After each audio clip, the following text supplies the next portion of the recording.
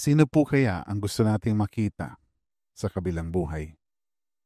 Pagnilayan po natin ito at pag-usapan. Holy Spirit, make my heart open to the Word of God. Make my heart open to goodness. Make my heart open to the beauty of God every day. Amen.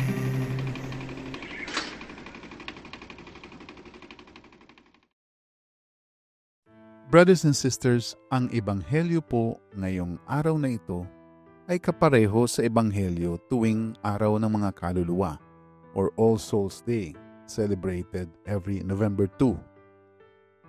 Patungkol ito sa buhay na walang hanggan at sa muling pagkabuhay sa huling araw.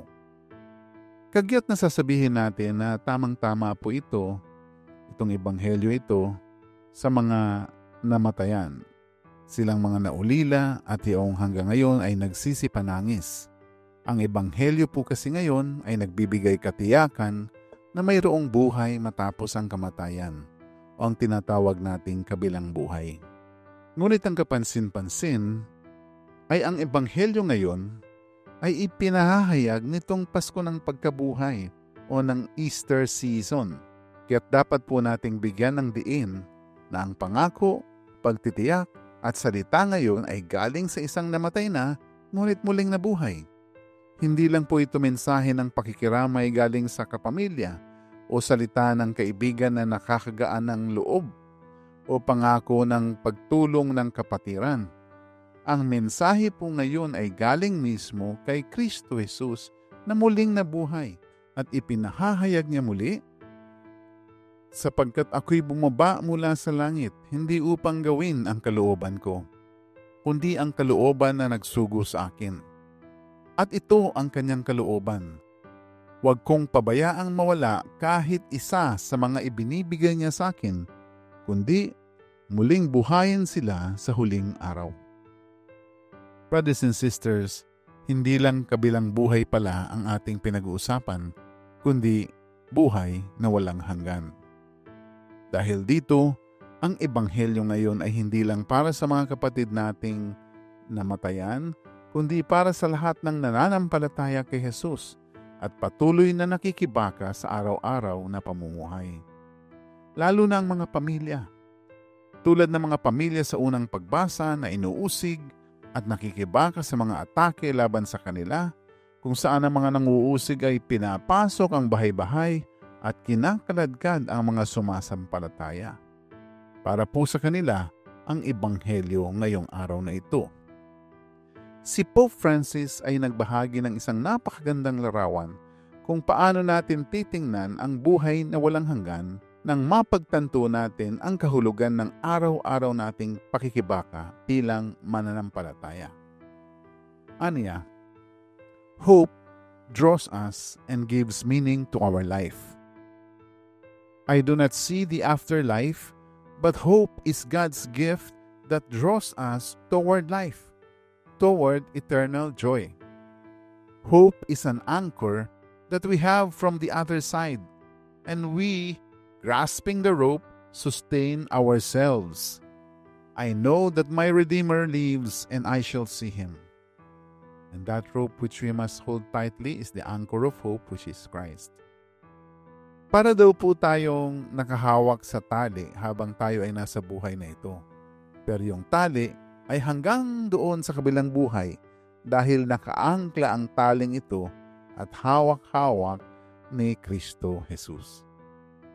Sabi pa po ni Pope Francis, repeat this in times of joy and in bad times, in times of death.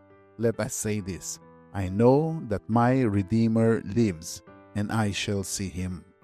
Ulit-ulitin daw po natin ito sa panahon ng kagalakan o ng kalungkutan, maging sa kamatayan.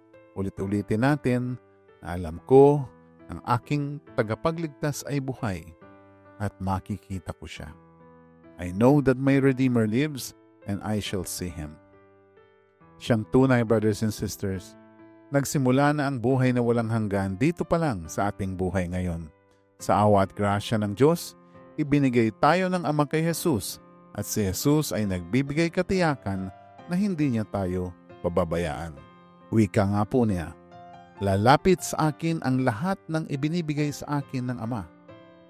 At hindi ko itataboy ang sinumang lumalapit sa akin, sapagkat ako'y bumaba mula sa langit, hindi upang gawin ang kalooban ko, kundi ang kalooban na nagsugo sa akin.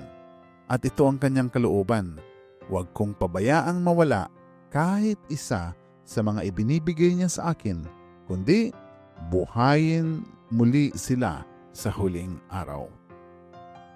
Brothers and sisters, patuloy tayong manalangin para sa biyaya na manampalataya sa pag-asa at manampalataya kay Jesus. Sa grasya na mamuhay ng may pag-asa at mamuhay kay Jesus. Sa ngalan ng Ama at ng Anak at ng Espiritu Santo. Amen.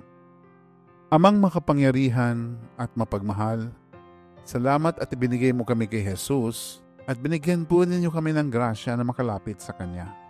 Salamat sa katiyakan na hindi niya kami itatatwa at sa piling niya ay hindi kami maliligaw. Salamat po sa buhay na walang hanggan at sa pangako ng muling pagkabuhay sa huling araw. Isinusuko namin ang aming buhay sa iyong awa at pagpapala habang patuloy po kaming nananalangin para sa inyong biyaya, proteksyon at probisyon para sa aming mga pamilya. Ang lahat ng ito ay samo at dalangin namin sa ngalan ni Jesus na aming Panginoon. Sa ngalan ng Ama at ng Anak at ng Espiritu Santo. Amen.